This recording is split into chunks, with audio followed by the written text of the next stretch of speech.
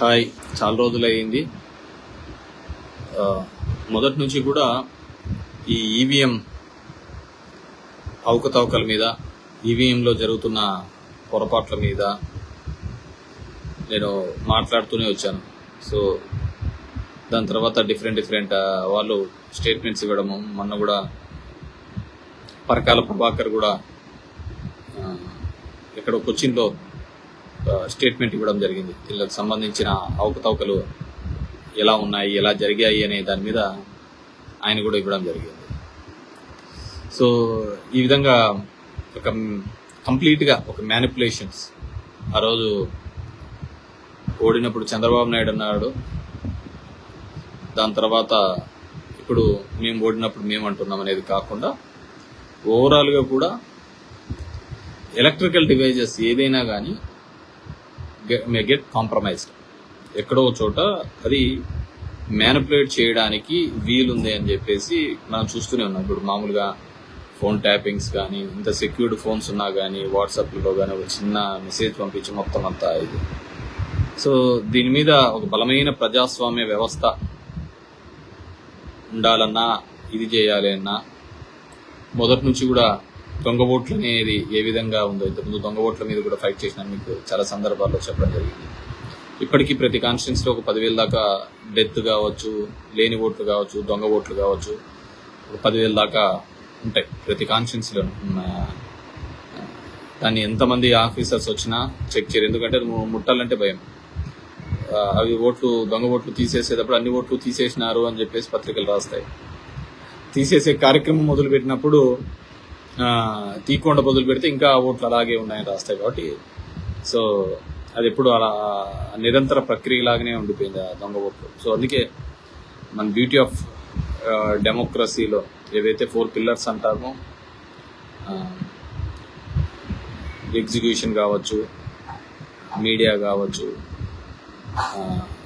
అదేవిధంగా లా కావచ్చు, ఇవన్నీ కూడా ఇప్పుడు ప్రతి ఒక్కరికి దీనిలో ఏదో జరుగుతోంది అనే పద్ధతికి ఉంది. పొలిటికల్గా కావచ్చు, చట్టాలు చేసే దాంట్లో, దానిని ఎగ్జిక్యూట్ చేసే దాంట్లో, అవి సరిగ్గా ఉన్నాయా లేవా అని మానిటర్ చేసే మీడియాలో కావచ్చు, తప్పులు జరిగినప్పుడు దాన్ని ఇది చేసే న్యాయ వ్యవస్థలు కావచ్చు, ప్రతి చోట ఒక డివిజన్ అనేది రావడం జరిగింది అనమాట. సో అది మనము ప్రాక్టికల్గా చూస్తాం. సరే, ఈరోజు నేను ముఖ్యంగా పెట్టిన వివిధ అంశాల మీద నా వీడియో ఏంటంటే, ఒకటి రీకౌంటింగ్. ఈ ఎక్కడైతే తప్పిదాలు జరిగినాయని భావించినామో అక్కడ శాంప్లింగ్గా ఇప్పుడు ఒంగోలులో కౌంటింగ్ జరుగుతుంది. దానికి ఎస్ఓపి ఎలక్షన్ కమిషన్ ఇచ్చింది. ఎస్ఓపి అంటే స్టాండర్డ్ ఆపరేటింగ్ ప్రొసీజర్. ఏ విధంగా చేయాలి, ఏ విధంగా ఉండాలి, ఏ విధంగా కౌంట్ చేయాలి, వాళ్ళు ఇచ్చిన రూల్స్ ప్రకారము మనమంతా ఏమనుకున్నాము, సో పన్న ఓట్లు వివిప్యాట్లో, అదేవిధంగా పడిన ఓట్లు ఎవరికి పన్నాయి అనేది లెక్కేస్తాము. అదేవిధంగా ఈవీఎంని కూడా దాన్ని ఏమన్నా ట్యాంపర్ చేసినారా, మ్యానిపులేట్ చేసినారా వెరిఫై చేస్తామని మనం అంతా అనుకున్నాం.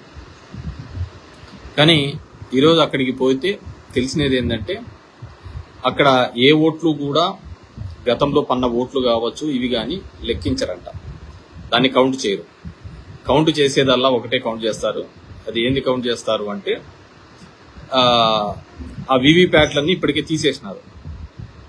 ఏ పార్టీకి ఎన్ని పన్నాయి అనేది మనకు కనపడుతూ ఉంటుంది కదా, అవన్నీ ఇప్పుడు లేవంట దాంట్లో. అదేవిధంగా ఆ ఈవీఎంలన్నీ క్లీన్ చేసి ఎవరికి ఎన్ని పన్నాయి, కొత్తగా మనల్ని ఏమంటారు, మాక్ పోలింగ్ అంటే వేసి ఎవరికి ఎన్ని పడినాయి, ఎవరికి ఎన్ని పడలేదు, ఎవరికి ఎన్ని పన్నాయి, ఎవరికి ఎన్ని పడలేదు అనేది కౌంట్ చేసే కార్యక్రమం చేయడం జరుగుతుంది అన్నమాట. అది ఎట్లుంటుందంటే, మామూలుగా ఏదైనా ఒక హుండీలో ఎంత డబ్బులు ఉన్నాయి ఎంచమంటే, ఆ హుండీలో డబ్బులన్నీ దోచేసుకున్న తర్వాత ఇప్పుడు అందరూ డబ్బులు వేయండి, ఈ డబ్బులంతా మేము ఎంచుతాము అన్నట్టుగా ఉంది. ఇప్పుడు కౌంట్ అది కాదు కదా. కౌంట్ చేయాల్సింది ఏంది, అందరికీ ఉన్న అనుమానాలు ఏంది. ఇప్పుడు నేను ఒక్కడే మాట్లాడడం కాదు, చాలా మంది ప్రముఖులు మాట్లాడినారు, దేశవ్యాప్తంగా లీడర్స్ అందరూ కూడా మాట్లాడుతున్నారు. ప్రతి ఒక్కరికి ఉన్న అనుమానం, ఎందుకంటే మన దగ్గరికి వస్తున్నారు, చాలా మంది దగ్గరికి వస్తున్నారు, మేము వేసామో ఎక్కడికి పోయినాయి ఓట్లు అనేది ప్రతి ఒక్కరికి ఉన్న ఆలోచన విధానం అన్నమాట. సో అందరికీ ఆ డౌట్ ఉన్నప్పుడు ఖచ్చితంగా దాని మీద క్లియర్ చేయాల్సిన అవసరం ఉంది.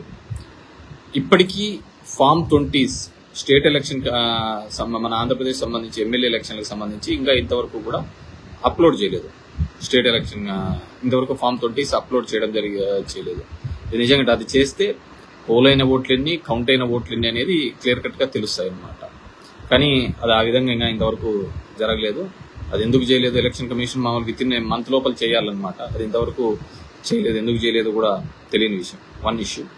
సో ఇప్పుడు ఒంగోలులో జరుగుతున్నది, అక్కడ వాళ్ళకి ఇచ్చినది ఏంటంటే ఏ ఓట్లు ఏ దానికి పన్నాయి అనేది ఇప్పుడు వెరిఫై చేయరంట. ఆ వివి ప్యాట్లను కూడా కౌంట్ చేయరంట. వాళ్ళు ఇప్పుడు మొత్తం అన్ని క్లియర్ చేసినారు. ఎందుకంటే నాకు తెలిసి అయిపోయిన 15 రోజులకో 20 రోజులకో ఎలక్షన్ కమిషన్ ఒక ఆర్డర్ ఇచ్చింది. ఏం ఆర్డర్ ఇచ్చింది అంటే మొత్తం వివి ప్యాట్లన్నీ కూడా ఉండేటివన్నీ కూడా బర్న్ చేయండి, అన్ని క్లియర్ చేయండి అని చెప్పేసి నాకు తెలిసి మా జిల్లాలోని మా ధర్మవరంలో అయితే ఇప్పటికే బెంగళూరు కూడా వెళ్ళిపోయినాయి ఆ ఈవీఎంస్ అన్ని కూడా అన్నింటినీ కూడా పంపించినారు. ఇంకా చేసేది ఏంది లేదు. సో అదే పనిగా ఇట్స్ డిలే ప్రాసెస్ ఉన్నారు ప్రతి ఒక్కరికి ఉన్నట్టుగానే. సో దీంట్లో క్లియర్ కట్ గా చేయడం జరిగింది. బాలినేని శ్రీనివాస్ రెడ్డి గారు ఇప్పటికే హైకోర్టుకు కూడా పోవడం జరిగింది. పోయి ఇది మేము అడిగినది ఇది కాదు, సుప్రీంకోర్టు ఇచ్చిన మార్గదర్శకాలు వేరు, వీళ్ళు ఇస్తున్న స్టాండర్డ్ ఆపరేటింగ్ ప్రొసీజర్స్ వేరు అనే దాని మీద వాళ్ళు కూడా లీగల్ గా ప్రొసీడింగ్ కావడానికి వెళ్ళడం జరిగింది. ఈ రోజు ఉండాల్సింది అది రేపటికి డిస్పోజ్ కావడం జరిగింది.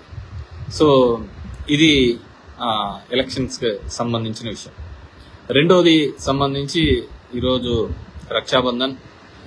కానీ ఈ వారం 10 రోజులుగా కూడా చూసినాం కోల్కతా ఒక డాక్టర్ దాంట్లో నిజంగానే దురదృష్టకరమైన సంఘటన. మోమిలా దేబ్నాథ్ అనే ఒక డాక్టరు 31 years old డాక్టర్ కి సంబంధించిన ఒక కిరాతకమైన సంఘటన. మొత్తం యావత్ దేశమంతా కూడా నిరసన తెలుపుతున్న సందర్భం. దీని ఇంకా కొన్ని చోట్ల పొలిటికల్ గా వాడుకునే ప్రయత్నం చేస్తుంది. It's very cheap and very bad. ఆ ప్రయత్నాన్ని మానండి. ఖచ్చితంగా ఒక మంచి చట్టం తీసుకొని వచ్చే విధంగా, అలాంటి పనులు చేసిన వారికి ఖచ్చితమైన ఒక కఠినమైన శిక్షను ఉండే విధంగా. ఎందుకంటే ఇప్పుడు మనం చాలా దేశాలు చూస్తున్నాయి, చాలా వెనుకబడిన దేశాలు లాంటి దాంట్లో కూడా వెనుకబడిన దేశాల్లో కూడా ఇలాంటివి చేస్తే ఒక భయాన్ని క్రియేట్ చేసే విధంగా ఉరి తీసే కార్యక్రమం చేస్తుంటారు. పబ్లిక్ గా ఉరి చేసే ఈ క్రైమ్ రేట్, ఆడవారి మీద జరిగే ఈ క్రైమ్ రేట్ తగ్గాలి అంటే ఖచ్చితంగా ఒక కఠినమైన నిర్ణయం తీసుకుంటేనే తప్ప, అది కూడా ఆ నిర్ణయం సత్వర పరిష్కారం అయ్యే విధంగా, తొందరగా ఎగ్జిక్యూట్ అయ్యే విధంగా. ఎందుకంటే మనం చూస్తున్నాం ఎంత డిలే ప్రాసెస్ జరుగుతుంటది. సరే, న్యాయస్థానాలకు వారికి ఉన్న ఒత్తిడి వారికి ఉండొచ్చు ఉన్న కేసెస్లలో, కానీ ఇలాంటి దానిలకు సపరేట్ కోర్ట్స్ అన్న పెట్టించేసన్నా స్పీడ్గా తీర్పులు వచ్చే విధంగా ఉంటే చాలా బాగుంటుందని అనుకుంటున్నాను. ఎందుకంటే దానికి మన దేశంలో ఫోరెన్సిక్స్ లో కానీ దీనిలో కానీ ఎవిడెన్స్ కలెక్ట్ చేయడంలో కానీ ఇంకా ఇన్వెస్టిగేషన్ లో చాలా లోపాలు ఉన్న మాట వాస్తవం మనం అనుకున్నాం. అందుకే చాలా ఈ క్రైమ్స్ జరిగిన వాళ్ళలో చాలా మంది తప్పించుకునే అవకాశం దీని కారణాల వల్లనే చాలా ఉంటారు. సో వాటినన్నింటినీ కూడా ఒక మంచి చట్టాలు తీసుకొని రావడం వల్ల మన చూసిన కొత్తగా చట్టాలు మార్చినారు, కానీ నెంబర్లు ఒకటి మార్చినారు. 302 ఇట్లా ఈ విధంగా చట్టాలు మార్చినారు తప్ప ఈ పాత చట్టాలే దాని మీద. అండ్ రెండో విషయం వచ్చేసరికి బంగ్లాదేశ్ ఇష్యూని కూడా ఏ విధంగా దింపినారు. దాంట్లో నేను మొత్తం బాగా పూర్తిగా చూడటం జరిగింది. ఎందుకు ఈ విధమైన ఒక ప్రజల్లో ఒక అభద్రతా భావం వచ్చిందంటే దానికి నాకున్న ఇన్ఫర్మేషన్ ప్రకారం 1972లో ఎవరైతే పాకిస్తాన్ నుంచి ఈస్ట్ పాకిస్తాన్ గా పక్కకి రావాలనుకున్నారో, పక్కకు వచ్చారో, ఆ రోజు ఆ ఉద్యమంలో ఎవరైతే 1972 ఉద్యమంలో పాల్గొన్నారో వాళ్ళకు సంబంధించి ఆ ఉద్యమకారులకు రిజర్వేషన్ అనేది ఉండేది. సో ఆ రిజర్వేషన్ అనేది ఉండేది.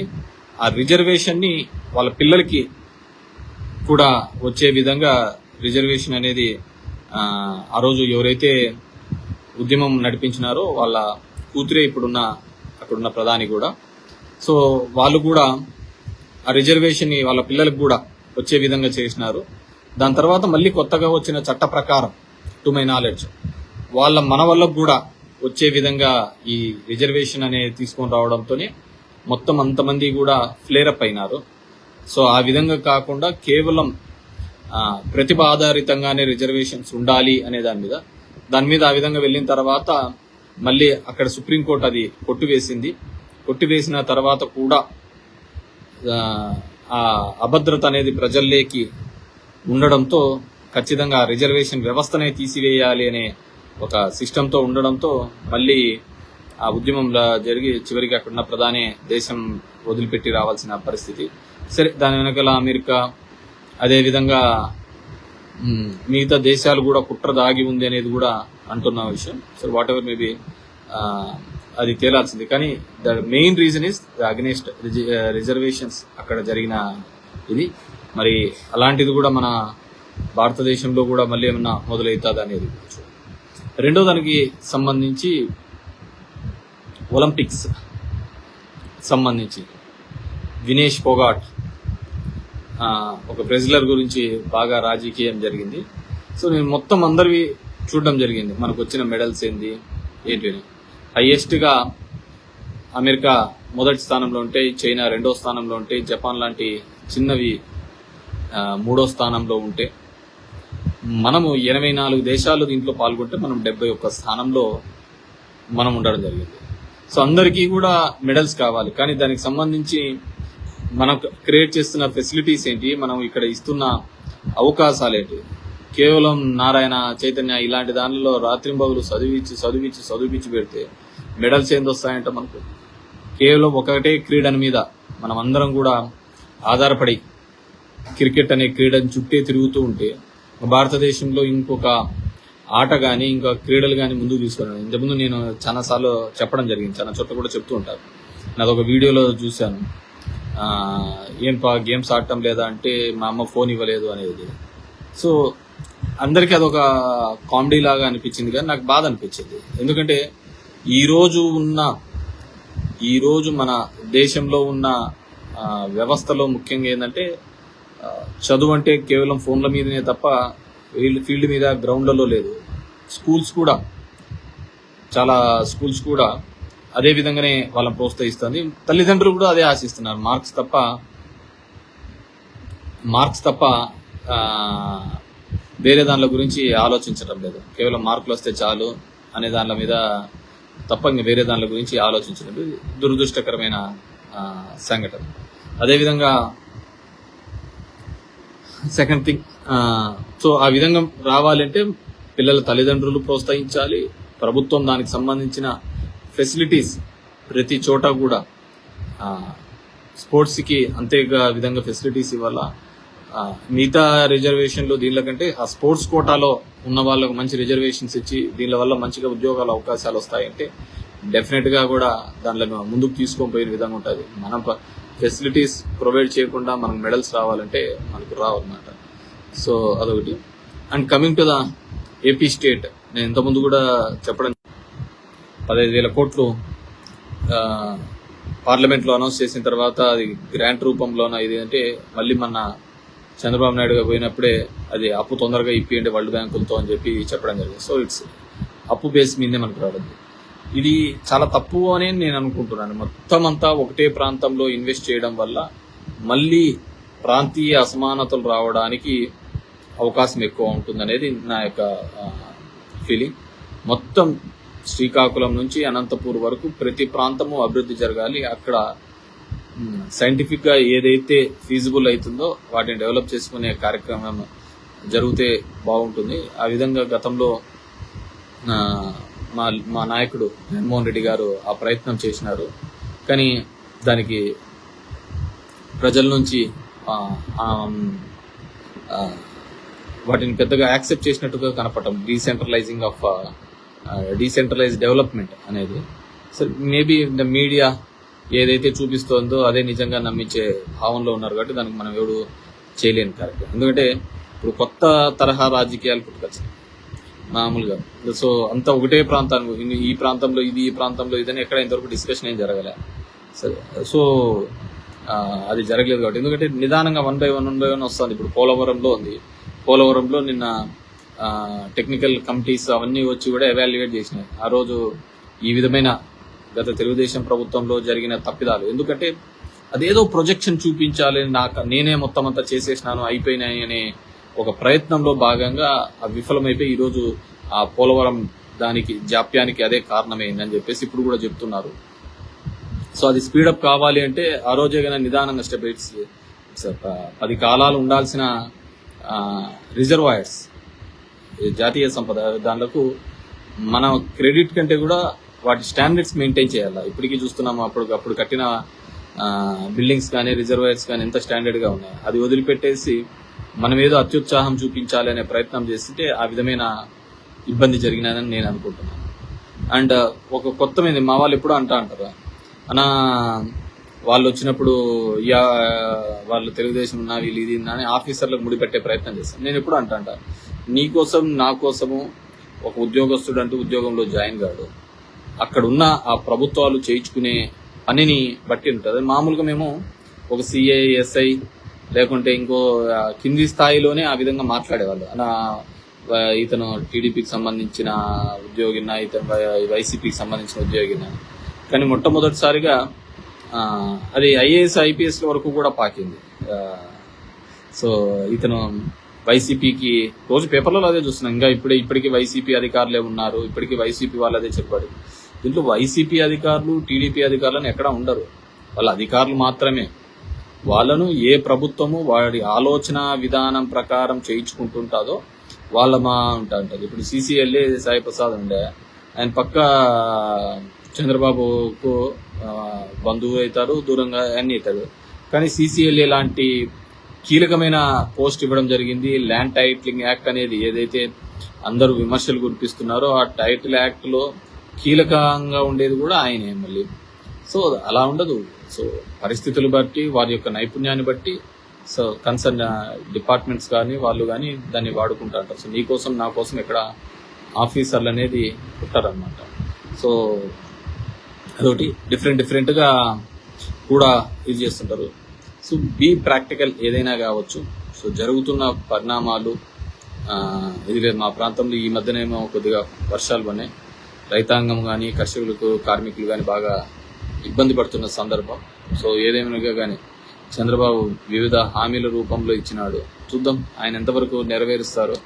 జగన్మోహన్ రెడ్డి కుదరదు, ఆ విధంగా చేయలేము, అంత ఆదాయం లేదు అని ఆయన చెప్పినాడు. ఆయన మాట నిజమవుతాదో లేకుంటే సంపద సృష్టించి మొత్తం చేస్తాను అని చెప్పిన చంద్రబాబు మాట నిజమవుతాదో చూస్తాం. కానీ దయచేసి పేపర్లలో కానీ దీనిలో కానీ ఈరోజు కూడా చూసే ఏదో 16 కంపెనీలు ఓపెనింగ్ వచ్చి 3 నెలలు అయింది. 3 నెలల్లోనే అప్పుడే పరిశ్రమలు స్టార్ట్ చేసి ఓపెనింగ్ కూడా అవుతా ఉంటుందా? మామూలు రూమ్ మొదలు పెట్టినా కానీ 4 రూమ్లు కట్టలేమే. సో అప్పుడు జగన్మోహన్ రెడ్డి గారు స్టార్ట్ చేసినది ఇప్పుడు ఓపెనింగ్కి వచ్చే కార్యక్రమం. సో డెవలప్మెంట్ అనేది it's a continuous process. So అది it's a continuous process. So ఎవరైనా కానీ తను చేసిన అది ల్యాండ్ మార్క్ లాగా ఉండిపోవాలని కోరుతారు. ఇప్పుడు సచివాలయ వ్యవస్థ అనేది అది ఎవరు వచ్చినా కానీ ఎప్పుడు వచ్చినా కానీ అది జగన్మోహన్ రెడ్డి చేసినాడనే చెప్తా అంటారు. సో ఇప్పుడు కొన్ని దానిలకు కాలనీస్, మా ధర్మవరంలో కూడా కొన్ని దానిలకు కాలనీలకు దీనిలకు పేర్లు మార్చినారు. పేర్లు మార్చడం వల్ల వచ్చే ఉపయోగం ఏముంటుంది? సో దానివల్ల ఏంటంటే వాళ్ళు కట్టలేరు కాబట్టి మనం కట్టిన దానిలకు పేర్లు మారుస్తూ అంటారు. సో ఇవన్నీ కూడా పబ్లిక్ అనే వాళ్ళు చాలా ఇది చేస్తారు. ఐ స్టిల్ బిలీవ్, నేను ఇంకా ఇప్పటికీ ఒకటే నమ్మేది, ఖచ్చితంగా ఈవీఎం మ్యానిపులేషన్స్ అయితే జరిగాయని నేను పూర్తిగా కూడా నమ్ముతాను. ఇది దేశవ్యాప్తంగా కూడా జరిగాయని పూర్తిగా నమ్ముతున్నాము. సో అదేవిధంగా ఎందుకంటే ఐ బిలీవ్, నాకు మా ధర్మవరం ప్రజల మీద వాళ్ళ మీద నాకు పూర్తిగా నమ్మకం ఉంది. సో ఖచ్చితంగా మంచిగా జరిగి ఉంటుంది, మంచిగా చేసి ఉంటారు అనేది నమ్మకం ఉంది. So end of the day దీంట్లో ఎట్లుందంటే చట్టాలు ఆ విధంగా ఉన్నాయన్నమాట. ఒకసారి ఎలక్షన్ ఇది అయిపోయిన తర్వాత నువ్వు నేనేం చేసలేదు. కానీ ఈరోజు ఒంగోలులో జరిగిన దాన్ని బట్టి ఇలాంటి అనుమానాలు మరింత బలంగా వస్తున్నాయి. ఎందుకంటే ఎక్కడైతే ఆ గతంలో ఏ ఈవీఎంలు జరిగినాయి అవి ఎంచండి అయ్యా, ఆ వివిప్యాట్లు ఎన్ని పన్నాయి ఇవన్నీ పన్నాయి అవి ఎంచండి అంటే అవి అన్ని తీసేసి కొత్తగా మళ్ళీ ఈవీఎంస్ ఎంచడం అంటే ఖచ్చితంగా ఏదో ఒక మ్యానిపులేషన్స్. ఇంతవరకు ఫామ్ 20 కూడా అప్లోడ్ చేయలేదంటే ఎందుకంటే ఇప్పటికీ 49 లక్షల ఓట్లు వేసిన దానికంటే ఎంచినది ఎక్కువగా ఉన్నాయని కూడా వస్తోంది. కాబట్టి డెఫినెట్గా ఇవన్నీ కూడా క్యాలిక్యులేట్ చేసుకోవాల్సిన ఆవశ్యకత ఉందని చెప్పేసి ఐ బిలీవ్ స్ట్రాంగ్లీ. సో ఏదానికైనా సరే కాలమే సమాధానం చెప్తుంటది. బట్ నేను దీని మీద కూడా డిఫరెంట్ సెక్షన్ ఆఫ్ ది పీపుల్తో మాట్లాడుతున్నాను. అందరితో కూడా మాట్లాడి దీని మీద ఏ విధంగా ఒక సొల్యూషన్, ఎందుకంటే ఇది ప్రజాస్వామ్యానికి పెద్ద చెడు. దీంట్లో ఏముంటుంది చెప్పండి, ఒక ఎలక్ట్రానిక్ మిషన్స్తో ఉంటే ఎవడైతే ఉంటాడో వాడు మెయింటైన్ చేసుకుంటా పోతా ఉంటాడు. సో ఖచ్చితంగా పలు అనుమానాలకు, ఎందుకంటే మెయిన్ ఎలక్షన్స్ జరిగిన తర్వాత మన 13 ఎలక్షన్స్ జరిగినాయి అసెంబ్లీస్. 13 ఎలక్షన్స్ జరిగితే 10 పైగా ఇండియా కూటమికి వచ్చింది. 10 సంవత్సరాల తర్వాత ఏం పెద్ద ఘనకార్యాలు జరిగినాయని చెప్పేసి మళ్ళీ ఓటు వేస్తున్నారు అనేది కూడా మనం చూసుకోవాల్సిన విషయం, ఆలోచించుకోవాల్సిన విషయం. Thank you very much.